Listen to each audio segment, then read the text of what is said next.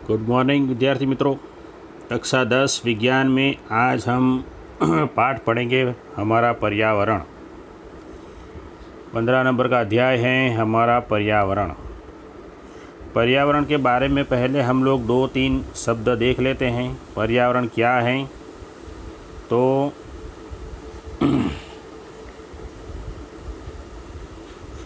पर्यावरण शब्द से वैसे देखा जाए तो हम लोग परिचित हैं और हमारे आसपास कई पर्यावरणीय समस्याएं भी हैं और उसके ऊपर पर्यावरणीय समस्याओं पर चर्चा के लिए विकसित एवं विकासशील देशों के वैश्विक सम्मेलन भी नियमित रूप से होते रहते हैं।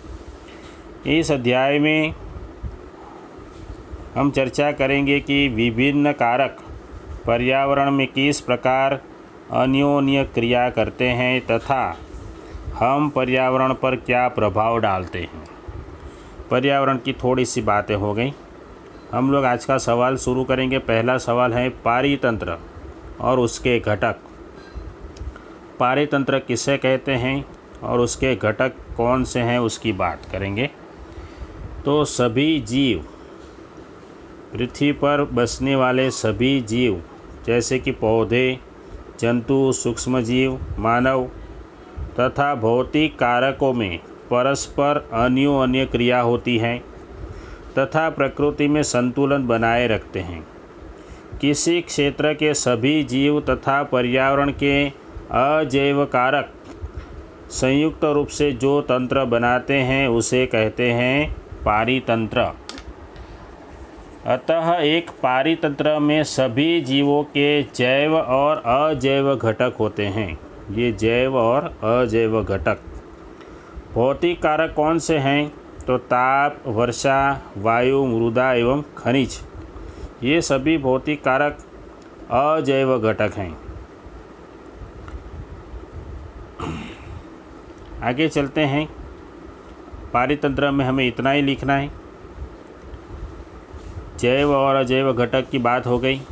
आगे हमारे पास सवाल है बागीचे की गणना। बागीचे की गणना पारितंत्र में क्यों की जाती है? बागीचे की बात करते हैं, पारितंत्र में उसकी गणना क्यों की जाती है।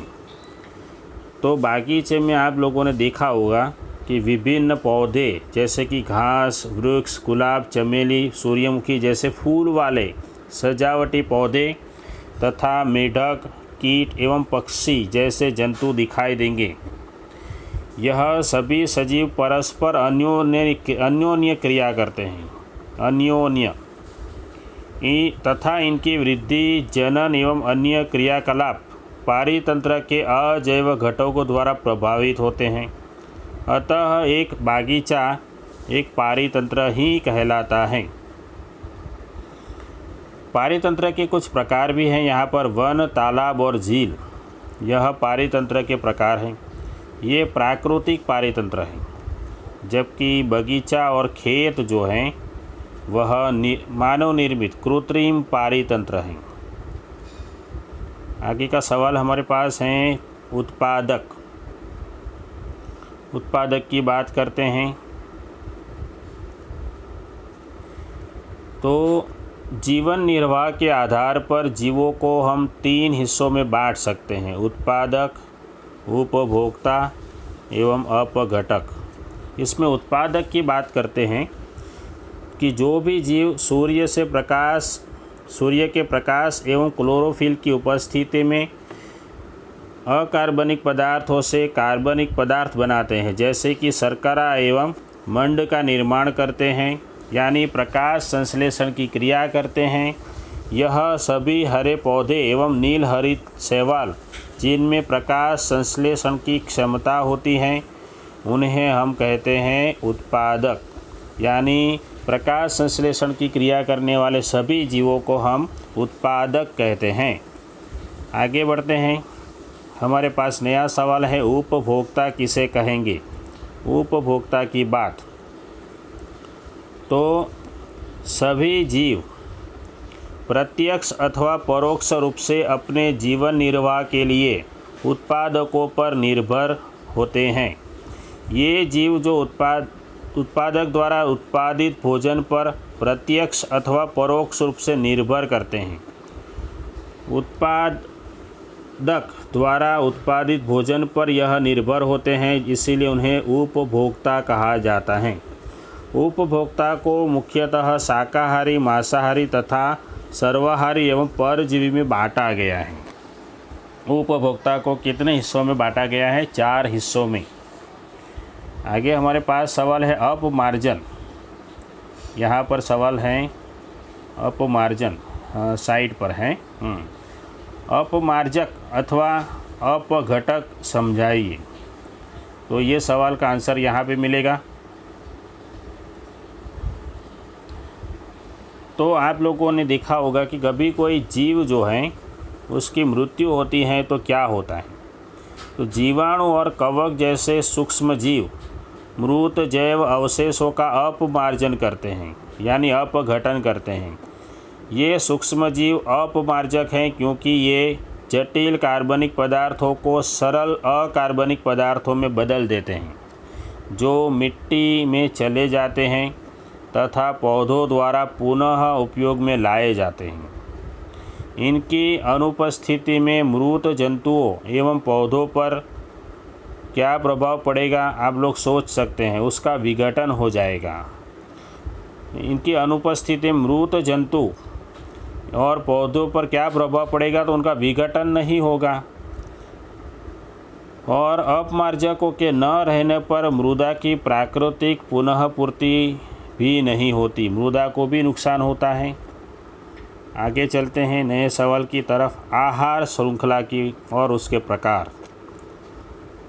आहार श्रृंखला की बात करेंगे। चित्र में देखिए, आहार श्रृंखला में देखेंगे तो यह हमारा पहला पोषक स्तर है जिसे उत्पादक कहते हैं। उसे खाने वाले ये जो दिख रहे हैं वह उपभोक्ता हैं, और उसके ऊपर जाएंगे तो उच्च श्रेणी के उपभोक्ता मिलेंगे, यानी इसको खाने वाले ये हैं, उसको खाने वाले ये और उसको खाने वाले ये। इस प्रकार से ये आहार श्रृंखला तैयार होती है। तो जीवों की जो एक श्रृंखला बनाई गई थी जो एक दूसरे का आहार करते हैं। विभिन्न जैविक स्तरों पर भाग लेने वाले जीवों की यह श्रृंखला आहार श्रृंखला का निर्माण करती है। आहार श्रृंखला का प्रत्येक चरण अथवा कड़ी एक पोषी स्तर बनाते हैं।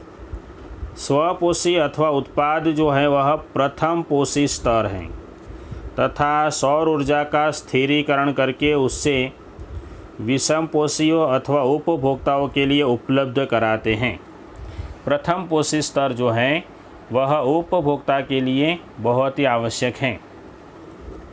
शाकाहारी अथवा प्राथमिक उपभोक्ता द्वितीय पोषी स्तर कहलाते हैं, जबकि छोटे मांसाहारी तथा द्वितीय उपभोक्ता तीसरे पोषी स्तर, प्रथम पोषी स्तर, द्वितीय पोषी स्तर और ये तीसरा पोषी स्तर तथा सबसे बड़ा मांसाहारी तथा तृतीय उपभोक्ता चौथे पोषी स्तर का निर्माण करते हैं। आहार श्रृंखला में ये 4 स्तरों को आप लोग ध्यान से याद रखिए। उसके प्रकार समझाने हैं, यानी हमें उसके स्तरों के बारे में समझाना है। आगे बढ़ते हैं। 4 स्तरों के बाद तो जो भोजन हम खाते हैं हमारे लिए ऊर्जा का स्रोत का कार्य करता है तथा विभिन्न कार्यों के लिए ऊर्जा प्रदान करता है। भोजन में से ऊर्जा प्राप्त होती है, अतः पर्यावरण के विभिन्न घटकों की परस्पर अन्योन्य क्रिया में निकाय के एक घटक से दूसरे घटक में ऊर्जा का प्रवाह होता है। जैसा कि हम पढ़ चुके हैं, स्वपोषी और प्रकाश में निहित ऊर्जा को ग्रहण करके रासायनिक ऊर्जा में बदल देते हैं। स्वपोषी यानी उत्पादक, यह ऊर्जा संसार के संपूर्ण जैव समुदाय की सभी क्रियाओं के संपादन में सहायक हैं, और स्वपोषी से ऊर्जा विषमपोषी एवं अपघटकों तक जाती हैं। यहाँ तक हमें ध्यान रखना है। आगे चलते हैं। हमारे पास आगे का सवाल क्या है ये जो हमने अभी देखा, ये दूसरा वाला पैराग्राफ, ये जो पैराग्राफ है उसमें ऊर्जा का वहन हमने देखा। ऊर्जा का वहन हमारा सवाल नंबर 6 था। ऊर्जा का प्रवाह तथा ऊर्जा का वहन समझाइए। आगे चलते हैं नए सवाल की तरफ। आहार जाल, 7वां सवाल, आहार जाल समझाइए। आहार जाल का चित्र आप लोग देख सकते हैं, बहुत ही जटिल चित्र है। इस चित्र के द्वारा हम देखेंगे तो क्या है इस चित्र में, विभिन्न आहार श्रृंखलाओं की लंबाई एवं जटिलता में काफ़ी अंतर होता है। आमतौर पर प्रत्येक जीव 2 अथवा अधिक प्रकार के जीवों द्वारा खाया जाता है, जो स्वयं अनेक प्रकार के जीवों का आहार भी बनते हैं। अतः एक सीधी आहार श्रृंखला के बजाय जीवों के मध्य आहार संबंध शाखान्वित होते हैं। बहुत सारी शाखाएं बनती हैं तथा शाखान्वित श्रृंखलाओं का एक जाल बनाते हैं, जिससे बनेगा आहार जाल। उसके बाद हैं हमारे पास सवाल हैं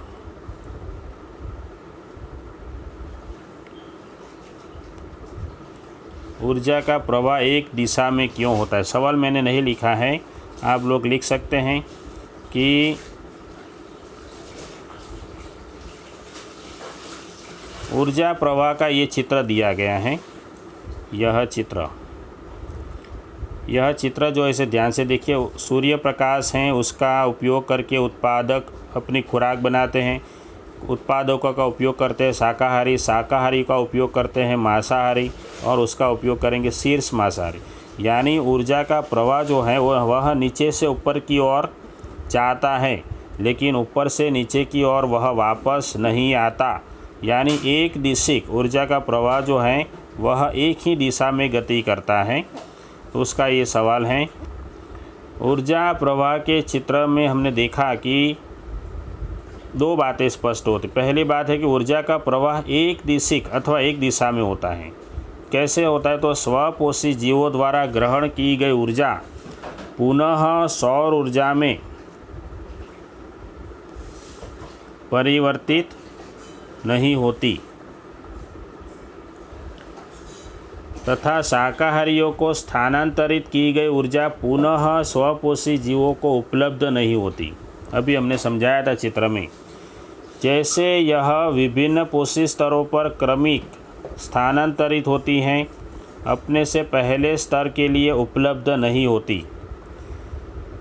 दूसरी बात कि प्रत्येक स्तर पर ऊर्जा की हानि के कारण प्रत्येक पोषी स्तर पर ऊर्जा में उत्तरोत्तर ह्रास यानी कमी होती है। यहाँ तक हमें यह सवाल का जवाब लिखना है। आगे का सवाल देखते हैं। जैव आवर्धन, जैव आवर्धन किसे कहते हैं समझते हैं हम लोग कि आहार श्रृंखला का एक दूसरा आयाम यह भी है कि हमारी जानकारी के बिना ही कुछ हानिकारक रासायनिक पदार्थ आहार श्रृंखला के माध्यम से हमारे शरीर में प्रवेश करते हैं। ऐसा हमने कक्षा 9 में पढ़ा था। जैसे कि जल प्रदूषण किस प्रकार होता है। इसका एक कारण है कि विभिन्न फसलों को रोग पीड़कों से बचाने के लिए किसान जो हैं वह पीड़कनाशक एवं रसायनों का अत्यधिक प्रयोग करते हैं। ये रसायन बहकर मिट्टी में अथवा जल में प्रवेश कर लेते हैं।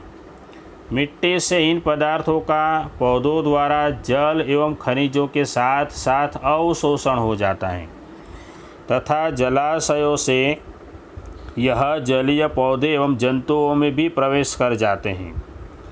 यह केवल एक तरीका है जिससे वे आहार श्रृंखला में प्रवेश करते हैं।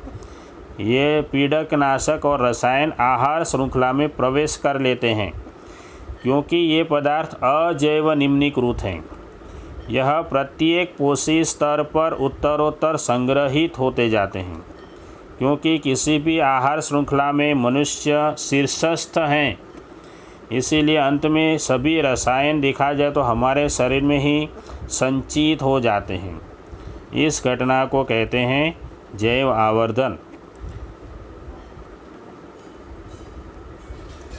यही कारण है कि हमारे खाद्यान्न गेहूँ तथा चावल, सब्जियाँ, फल तथा मांस में पीड़कनाशक रसायन के अवशिष्ट विभिन्न मात्रा में उपस्थित होते हैं। उन्हें पानी से धोकर अथवा अन्य प्रकार से अलग नहीं किया जा सकता। आगे हमारे पास सवाल है, ओजोन की परत का निर्माण कैसे होता है और उसका महत्व समझाइए। ओजोन की परत का निर्माण कैसे होता है, अथवा तो यह परत किस प्रकार अपक्षयित होती है, यह भी सवाल हो सकता है। तो ओजोन जो है उसे O3 कहा जाता है। ओजोन के अणु ऑक्सीजन के 3 परमाणुओं से बनते हैं, जबकि सामान्य ऑक्सीजन जो है O2, जिसके विषय में हम चर्चा तो करते ही रहते हैं कि उसमें 2 परमाणु होते हैं। जहां ऑक्सीजन सभी प्रकार के वायविक जीवों के लिए यह आवश्यक है, O2 अत्यंत आवश्यक है, वहीं ओजोन एक घातक विष है। परंतु वायुमंडल के ऊपरी स्तर में ओजोन एक आवश्यक प्रकार्य संपादित करती है, महत्व का कार्य करती है। वह कार्य क्या है? तो सूर्य से आने वाले पराबैंगनी विकिरण से पृथ्वी को सुरक्षा प्रदान करती है। ओजोन की परत सूर्य से आने वाले पराबैंगनी विकिरण से पृथ्वी को सुरक्षा प्रदान करती है। यह पराबैंगनी विकिरण जीवों के लिए अत्यंत हानिकारक है, तो इन्हीं पराबैंगनी किरणों को रोका जाता है। क्या हानिकारक है, किस प्रकार हानि पहुंचाती है? तो यह गैस मानव में त्वचा का कैंसर उत्पन्न कर सकती है। तो वायुमंडल के उच्च स्तर पर पराबैंगनी विकिरण के प्रभाव से ऑक्सीजन अणुओं से ओजोन बनती है। ऑक्सीजन का अणु यहाँ पर देखिए, पराबैंगनी विकिरण से वह अणु 2 परमाणु में विभाजित हो जाता है। उसी में से यह एक परमाणु जो है इसी ऑक्सीजन के साथ अभिक्रिया करके O3 बनाता है, यानी ओजोन बनाता है। तो यहाँ पर लिखा गया है कि उच्च कक्षा वाले पराबैंगनी विकिरण ऑक्सीजन के अणुओं को विघटित करके स्वतंत्र ऑक्सीजन परमाणु बनाते हैं। ऑक्सीजन के ये स्वतंत्र परमाणु संयुक्त होकर ओजोन बनाते हैं, जैसा हमने यहाँ पे चित्र में समझाया। आगे बढ़ते हैं। 1980 में वायुमंडल में ओजोन की मात्रा में तीव्रता से गिरावट आने लगी। यह सर्वप्रथम पता चला 1980 में, क्योंकि वातावरण में क्लोरोफ्लोरोकार्बन यानी CFC जैसे मानव संश्लेषित रसायनों को इसका मुख्य कारक माना गया है। यह रसायन हमें रेफ्रिजरेटर एवं अग्निशमन के लिए किया जाता है। 1987 में संयुक्त राष्ट्र पर्यावरण कार्यक्रम था यूनेप, इनकी सर्वानुमति बनी कि CFC के उत्पादन को 1986 के स्तर पर ही सीमित रखा जाए, और यह अनिवार्य है कि दुनिया भर की सभी विनिर्माण कंपनियां CFC रहित रेफ्रिजरेटर बनाएं, ताकि ओजोन की परत को कम से कम नुकसान हो सके। ओजोन की बात ख़त्म हो गई। आगे हमारे पास आखिरी सवाल है, कचरे का प्रबंधन। कचरे का प्रबंधन एवं उसके प्रकार। तो हमने देखा कि हम दैनिक गतिविधियों में बहुत से ऐसे पदार्थ उत्पादित करते हैं जिन्हें फेंकना पड़ता है। ऐसे फेंकना पड़ता है उसको हम कचरा कहते हैं। तो कचरे के अंदर आगे चलते हैं। यहाँ पर बताया गया है, हमारे घर के अंदर के कचरे की बात की गई है और बागीचे के अंदर जो कचरा है उसकी बात की गई है। आप लोग पढ़ेंगे तो अच्छा रहेगा। आगे चलते हैं। बहुत से मानव निर्मित पदार्थ जैसे कि प्लास्टिक का अपघटन जीवाणु तथा दूसरे मृत जीवियों द्वारा नहीं हो सकता। इन पदार्थों पर भौतिक प्रक्रम जैसे कि ऊष्मा तथा दाब का प्रभाव होता है, परंतु ये सामान्य अवस्था में लंबे समय तक पर्यावरण में बने रहते हैं। यानी कि जो पदार्थ जैविक प्रक्रम द्वारा अपघटित हो जाते हैं उन्हें जैव निम्नकरणीय कहते हैं, जबकि प्लास्टिक जो है उसका अपघटन नहीं हो सकता, तो उसे अजैव निम्नकरणीय कहेंगे। तो जिसका विघटन हो सकता है, अपघटन हो सकता है, वह जैव निम्न करणीय पदार्थ है।